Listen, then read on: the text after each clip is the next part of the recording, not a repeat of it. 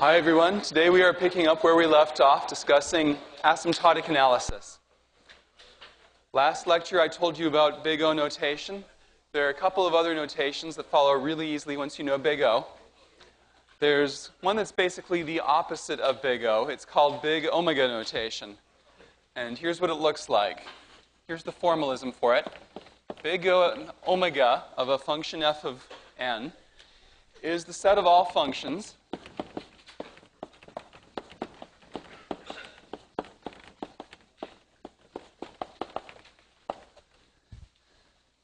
that satisfy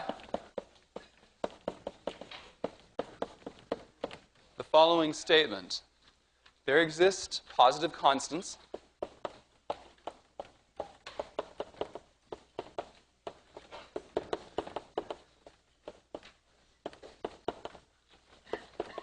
call them D and capital N such that for all little n greater than or equal to big N, the function that we're bounding is greater than or equal to D times the function that we're using to bound it.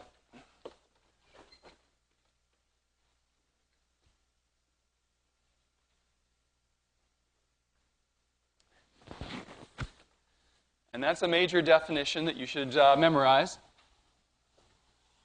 So I'm putting it in a big box. Now this looks probably pretty familiar because it's a lot like the definition of big O. There's just one important difference.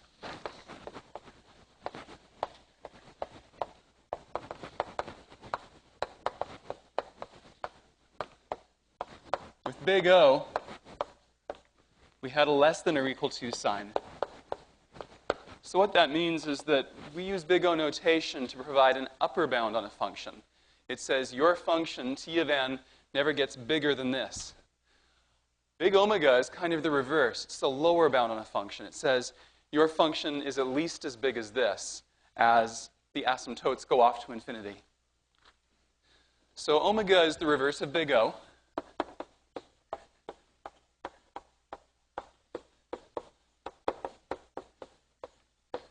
What do I mean by reverse? Well, I mean that if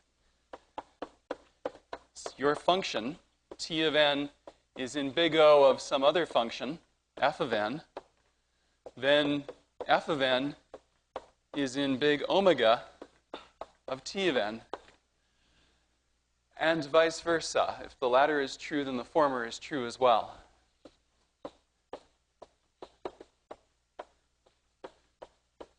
So if you have two functions in a big O expression, all you have to do is switch the functions around, change the big O to a big omega, and it's still correct. So let me give you some specific examples of things that are in big omega of something else. 2n is in big omega of n, and it's in that class precisely because n is in big O of 2n, and vice versa. And likewise, n squared is in big omega of n as well, because n is in big O of n squared. And n squared is in big omega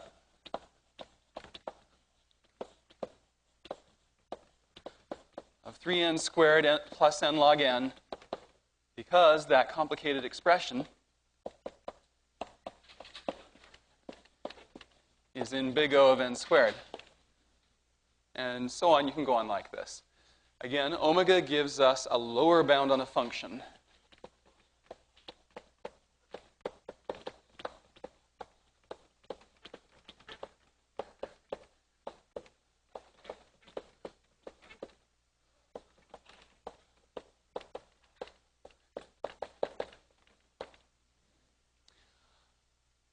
Just as big O gives an upper bound on a function.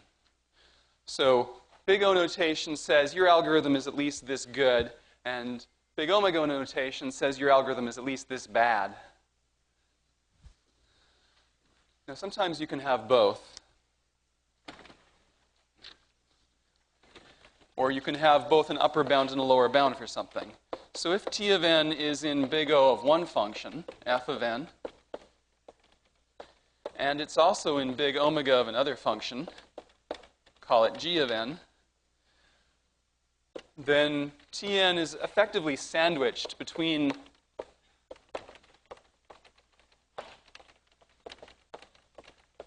these two functions. It's sandwiched below c times f of n and above d times g of n.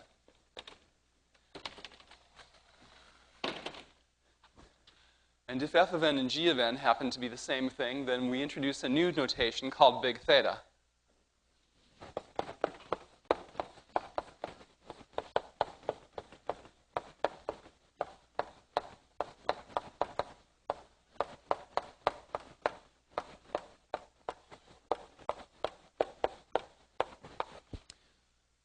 So in other words, for me to say that t of n is in big theta of f of n, I have to have an upper bound and a lower bound proof, and the upper and lower bounds have to match asymptotically. So formally, big theta of f of n is the set of functions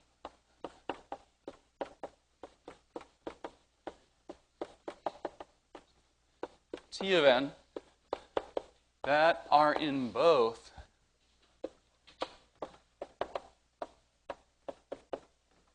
big O of f of n and big omega of f of n.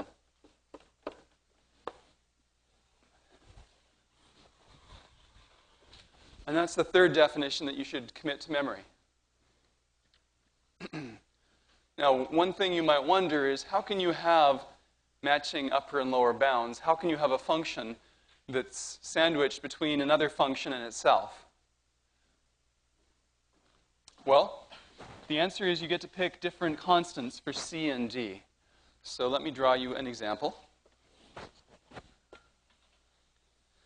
The horizontal axis here is n. The vertical axis will be our functions. And here's the origin. Suppose I want to show that something is in big theta of n. Then I choose maybe one low slope. Let's say d times f of n is 2n. I'm choosing f of n is n, and I'm choosing d equals 2. Maybe I have another one with a much bigger slope because I set c equal to 10. Now, if I have any function that fits between this lower linear line and this upper linear line as n goes to infinity, then that function is in theta of n. So I'll just draw one here. Maybe it gets off to a bad start. It's not initially between the lines. But if it stays between the lines for the rest of eternity, as n goes to infinity, then that function, t of n, is in big theta of n.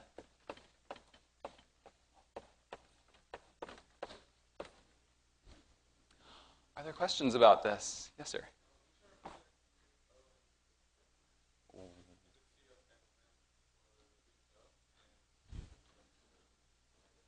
Well, that's how I've drawn it for now. So the way I did my definitions was in last class. I gave a definition for big O where I used the function c times f of n as the upper bound. And today I'm using d as my variable for the lower bound. So d times f of n is my lower bound function. You don't have to use the letters c and d, but that's what I picked.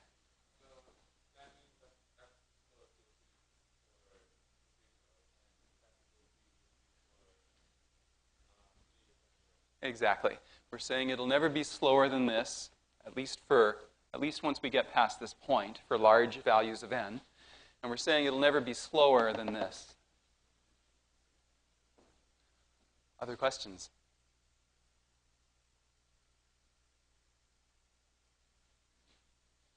Okay. So even though it wobbles a lot, this is effectively a linear time algorithm.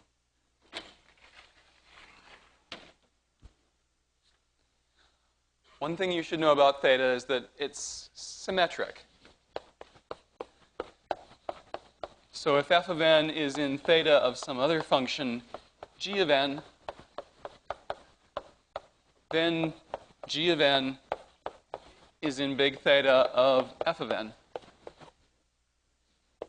So to give you some examples, n cubed is in big theta of 3n cubed minus n squared. And the reverse is true as well. 3n cubed minus n squared is in big theta of n cubed. But since for a function to be in big theta of some other function, the other function has to be both an upper bound and a lower bound, that means that, for instance, n cubed is definitely not in big theta of n, because n is not an asymptotic upper bound for n cubed. So that's a no-no. And the reverse is true as well. N is not in big theta of n cubed, but for the opposite reason, because n cubed is not a lower bound on n.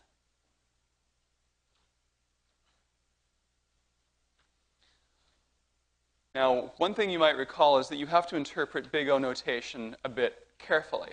Like, for instance, n is in big O of n to the 8th. So if I say that an algorithm runs in big O of n to the 8th time, that's not a guarantee that the algorithm is slow. It could be that it runs in n time, and it's true to say that it runs in big O of n 8th time. It's misleading, but it's true. But theta notation can't be misleading in this way. So n is most definitely not in big theta of n to the 8th. So if I say your algorithm runs in big theta of n to the 8th time, it really is slow. Question? Oh, any questions about that?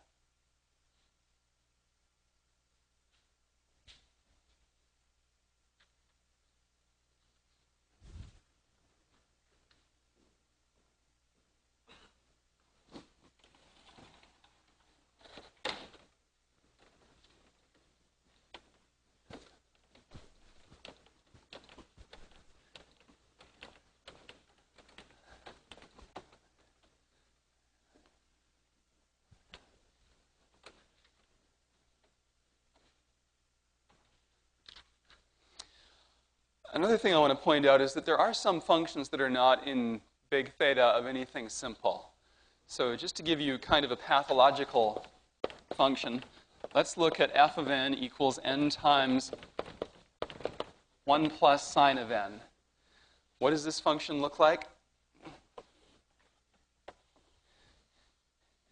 Basically, I take a sine function, I add 1 so that it never goes negative, but it keeps oscillating back and forth between 0 and 2. And then I multiply it by n so that I get something like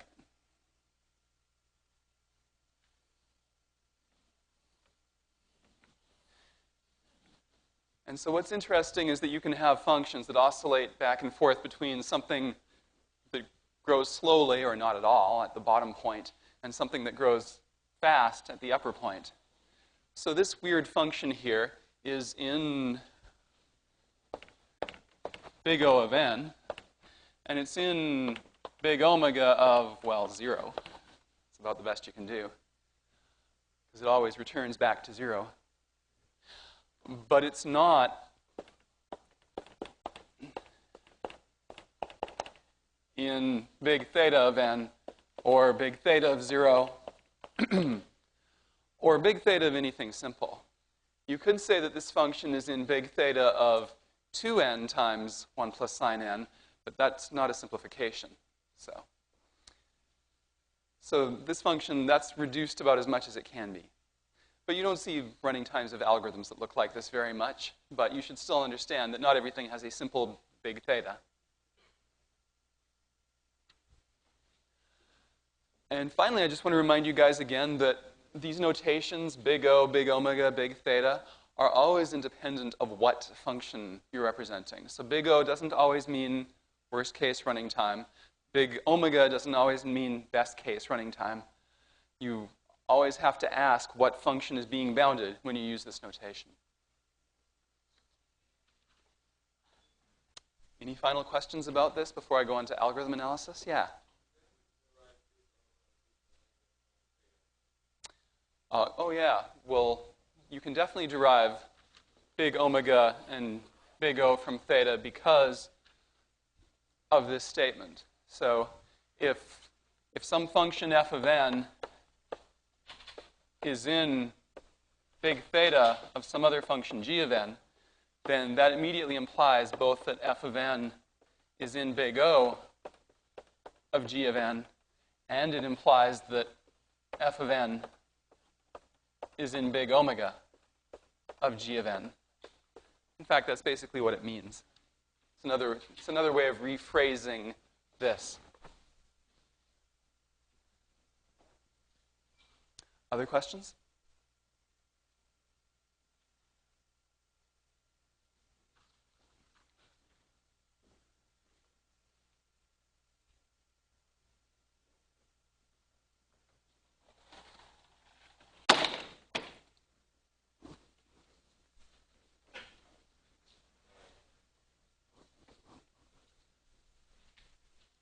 I want to talk for the rest of the class about how to analyze algorithms.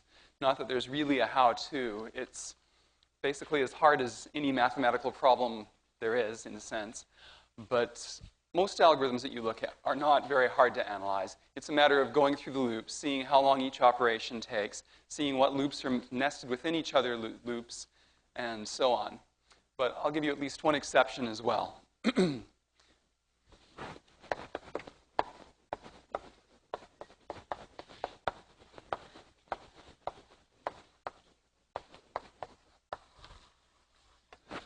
So let's start with a relatively simple problem, albeit interesting enough to be not totally trivial. So you're given a set of points. There are p of them. Maybe they're in the plane. Maybe they're in 3D space. It doesn't really matter. What we want to do is we want to find the pair that's closest to each other.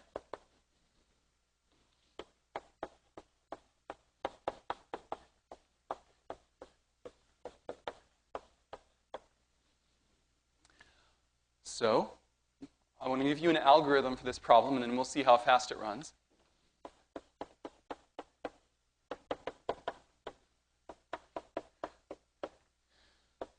Basically, we're going to exhaustively try every pair.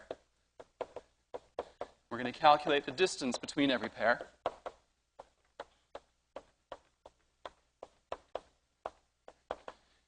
And after we've calculated all of these distances, we're going to output the minimum that we found.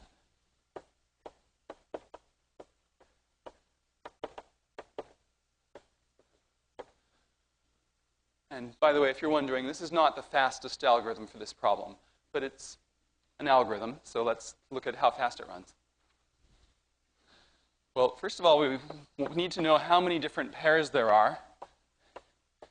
And I don't know, hopefully most of you have seen enough math to know that the number of pairs is p times p minus 1 over 2. And so that's quadratic in p. Now, each pair needs to be compared and have their distance calculated, but calculating the distance between a pair of points takes constant time, basically, if they're just 2D or 3D points. So each pair takes constant time to examine.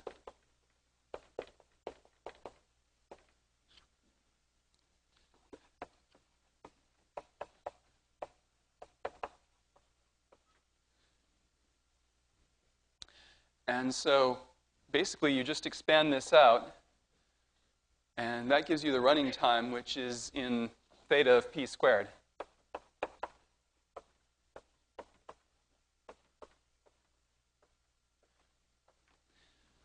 Now, it's in big O of p squared because all the algorithm does is examine every pair once in constant time, and there are fewer than p squared pairs. It's also in big omega of p squared because the number of pairs we do examine is about half of p squared, and we have to do every pair at least once. So that's both the upper and lower bound on the best case and worst case running time, all right there in one expression. So in this particular case, you can figure it out just by looking at the code, which I will put up for you.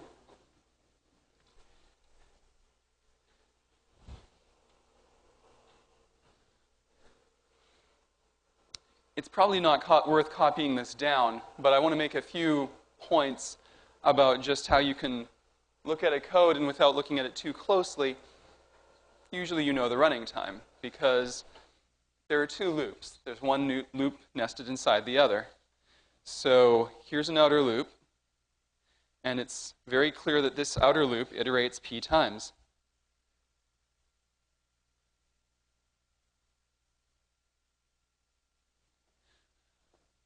Once for each point. And then the inner loop, well, the inner loop is runs a little less often. The inner loop only runs over the points that have a bigger index than the outer loop, because there's no use investigating every point twice, and you don't want to compare a point with itself. So this iterates on average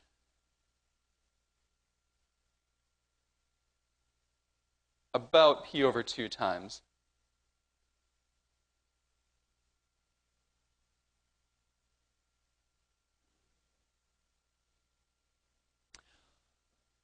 Because on average, we're halfway through the list, and so we have to check out all the points with a bigger index than the one that's halfway through the list.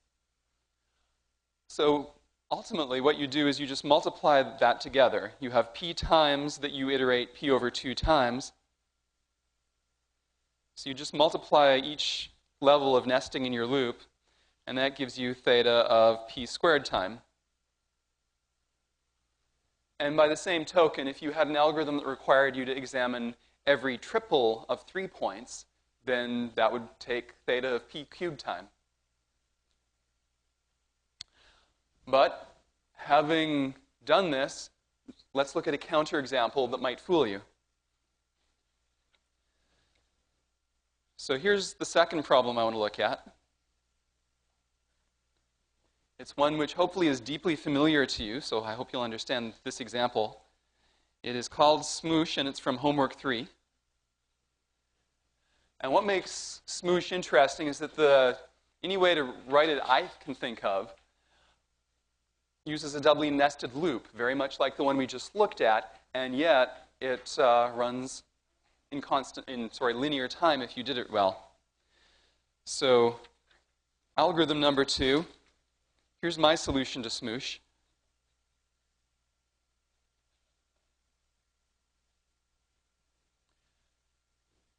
And the point is, once again, we have an outer loop that looks like it iterates up to p times.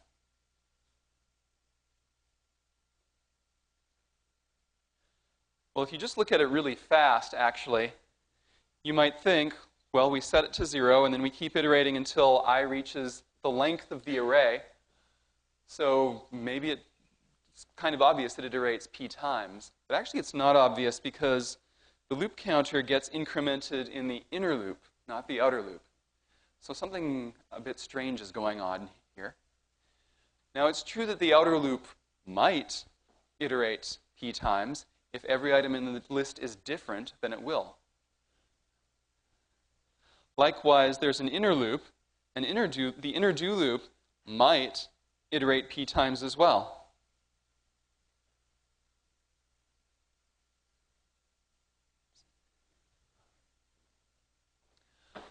If all the items in the list are the same, if it's a list of 3s, then that inner loop is going to iterate p times. It's going to compress all of the 3s down into 1, because that's what it does.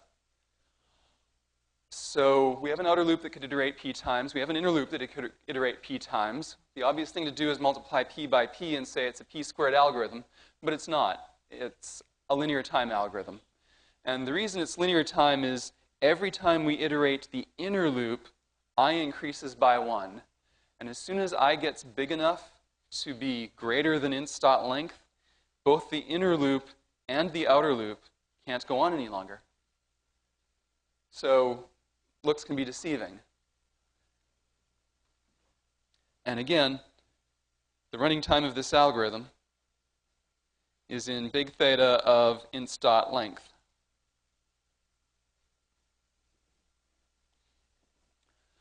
So you might wonder, is there some formula we can apply to analyze algorithms and be sure of what their running time is? And the answer is no, I'm afraid. There's no surefire formula that always works. And in fact, analyzing an algorithm can be arbitrarily hard. And there are mathematical proofs that analyzing algorithms can be arbitrarily hard. And in fact, I can give you an algorithm whose running time depends on whether or not the Riemann hypothesis is true. The Riemann hypothesis is a famous unsolved question in mathematics. So until you can solve that question, you can't analyze my algorithm. And you can do this with pretty much any unsolved math problem. It's one of the weird things of computer science or complexity theory. So there is not a general formula, I'm afraid, for analyzing every algorithm. You have to look at this and you have to really think about it. And for some algorithms, you have to think harder than others. And you can spend a whole career as a computer scientist just studying and researching the analysis of algorithms and how fast they run.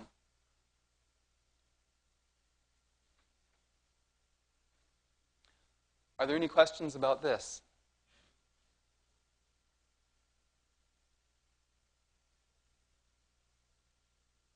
All right.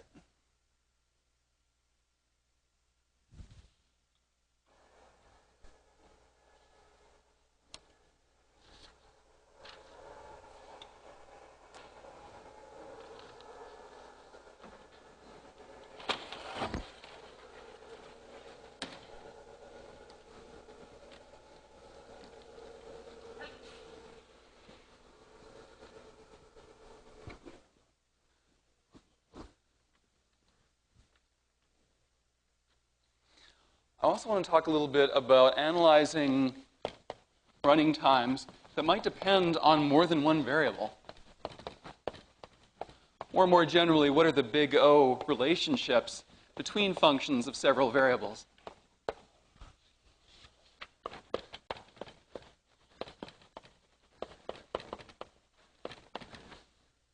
So here's problem number 3. Let's write a program to do matchmaking.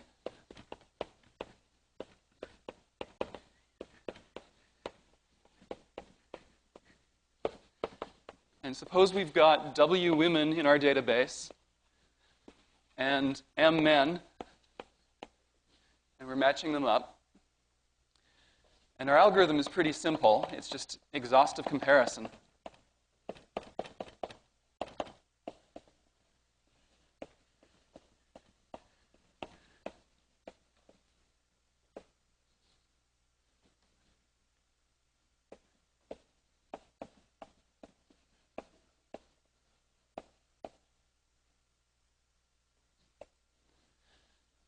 So just compare every woman with every man and decide if they're compatible.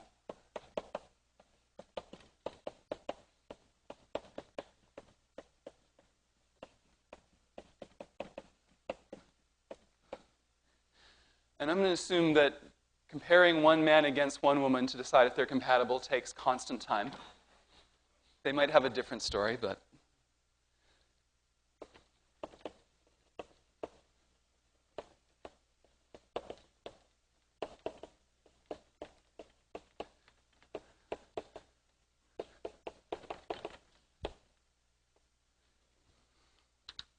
so now, hopefully it's pretty obvious why the running time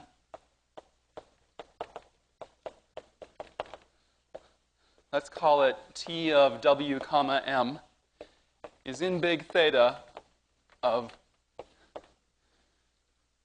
Wm.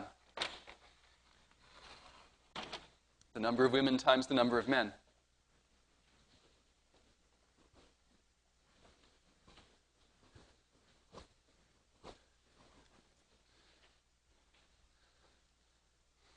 Okay, so what does that mean, though? Well, what it means is there exist constants.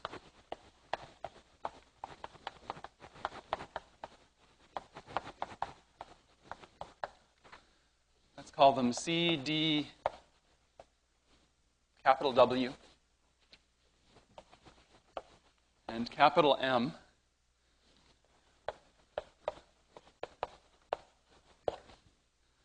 such that D times W times M is less than or equal to our function,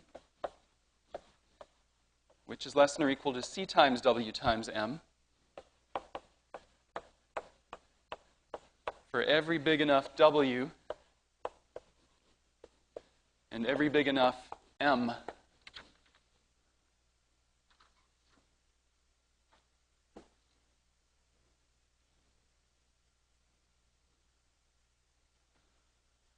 So that's the definition. The main thing I want to impress on you is that this function t is definitely not in big O of W squared, for instance, or big O of M squared, or big omega of W squared, or big omega of M squared, or all kinds of other things that depend on only W or depend only on M.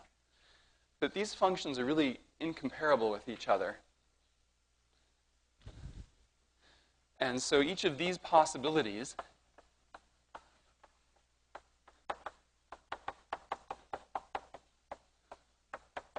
are eliminated either by choosing a database that has way more women than men, or by choosing a database that has way more men than women. So if you think that Wm is in big O of W squared, well, that's not true if you choose M to be way, way bigger than W.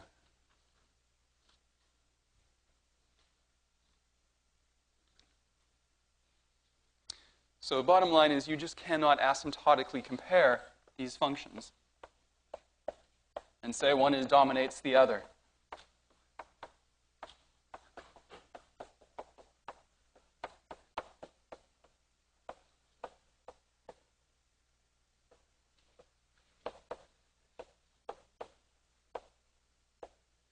Unless you know something special, like you're told that there's some constraint in the problem that you can't have more women than men, then you could do this. But in general, you can't.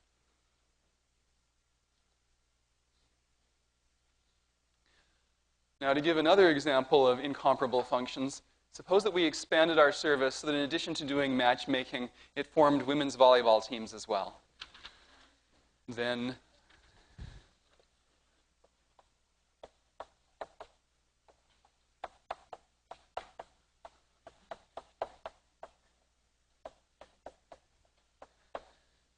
now the running time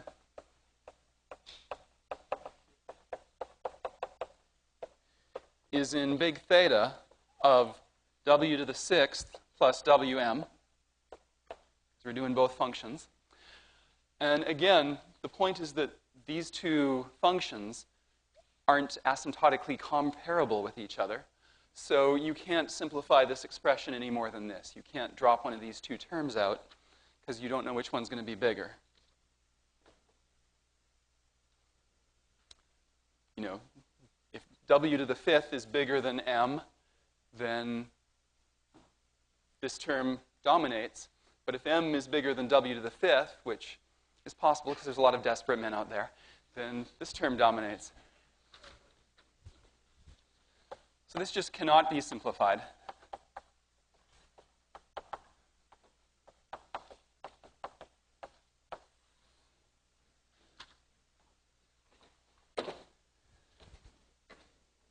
Question in the back.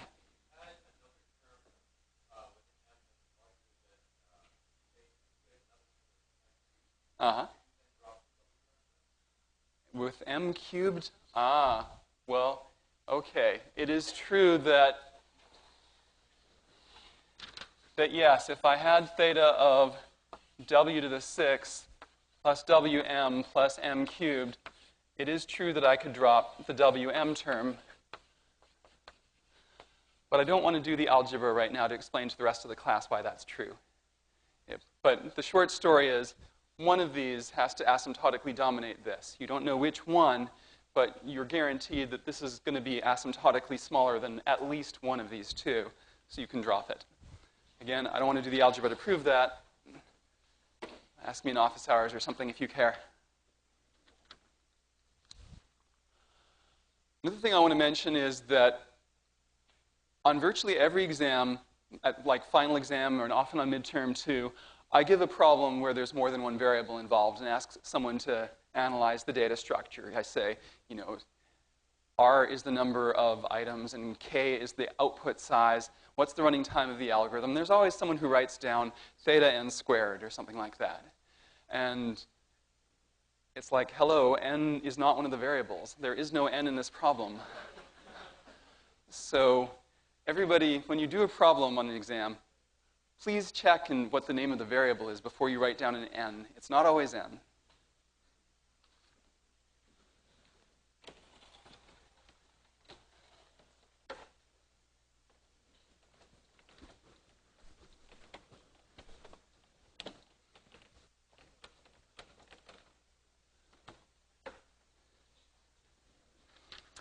Let's look at another problem.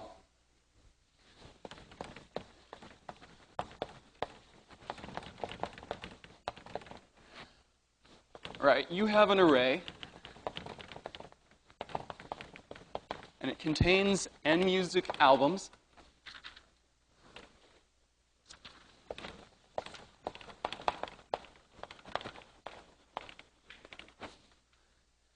And they are already in sorted order.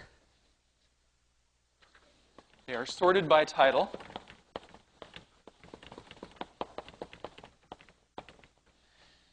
And the problem you want to solve is you request a list of all the albums whose titles start with the best of.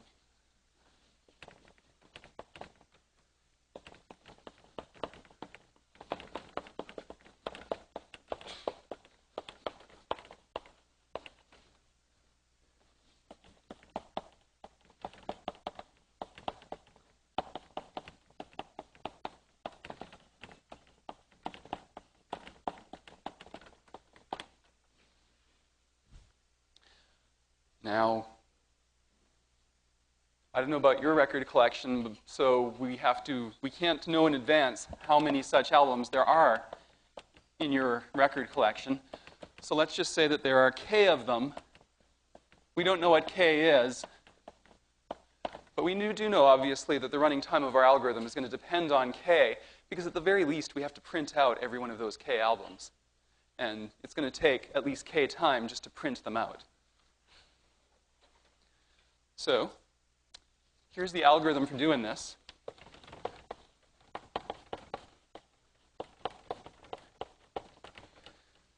Well, we're going to search for one matching title.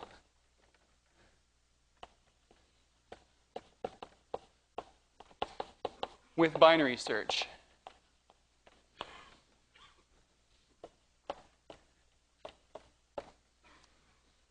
So we already know how to do that. And remember, n is the total number of music albums. We know how to do binary search in log n time. Once we've found one hit, we can find all the others because they're all adjacent to each other in the list. You just have to sort of walk in each direction from the first hit until you run out of the best of albums in each of the two directions. So just search linearly in both directions and stop as soon as you hit an album that is not the best of, and print off all the ones you pass over that are the best of.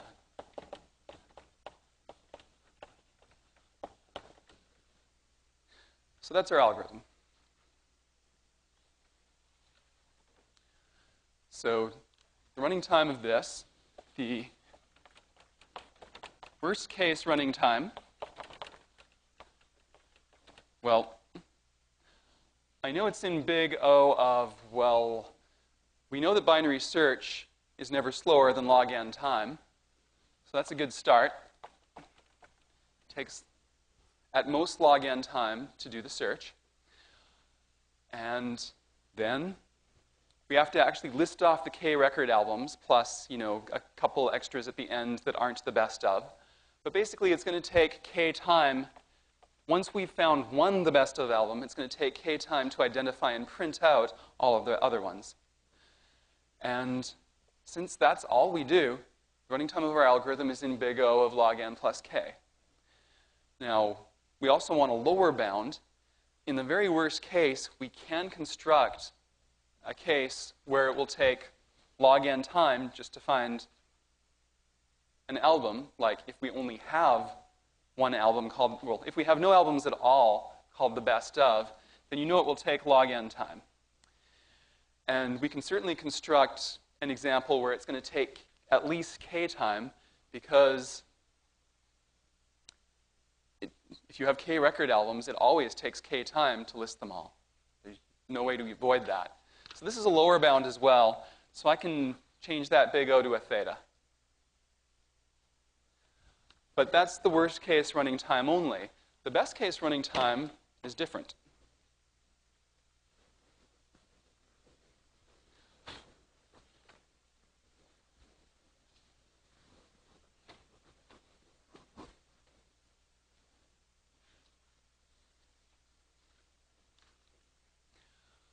Now, the thing about this is that this cannot be simplified. And the reason why is k can be as large as n.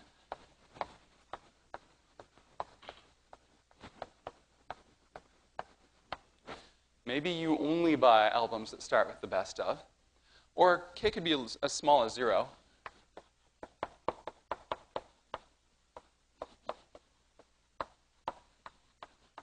So we can't say which of these terms dominates. If k is as large as n, k definitely dominates log of n. But if k is 0, then log n definitely dominates k. And we don't know in advance, before we search the array, how big k is going to be. So this is basically the tightest expression we can give in terms of n and k of the running time. So there's no simpler expression for the big theta.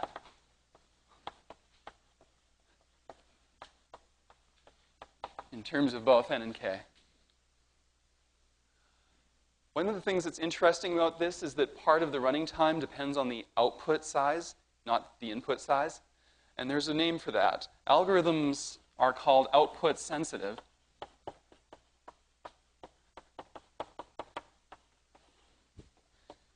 If the performance depends partly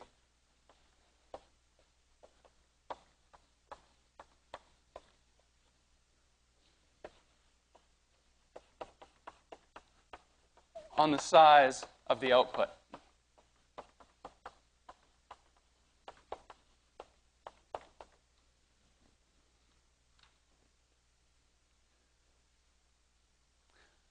Now, having said that, I said that the best case running time is not the same as the worst case running time, because we all remember that the best case running time of binary search is when you happen to get lucky and you have a hit on the very first item. So the best case running time is in big theta of 1, you get lucky with the binary search, plus k. You don't get lucky with printing all the album titles. You still have to print out every one of them, and that's still going to take k time. But as a general rule, as k goes to infinity, obviously it dominates 1. So you can simplify this expression because you don't need the 1. Any questions about that?